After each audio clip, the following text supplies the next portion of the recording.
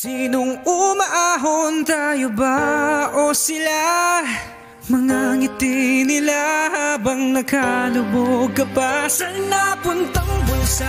Pinaghirapan kong mga barya. Minumulto na ng mga pangako nyo.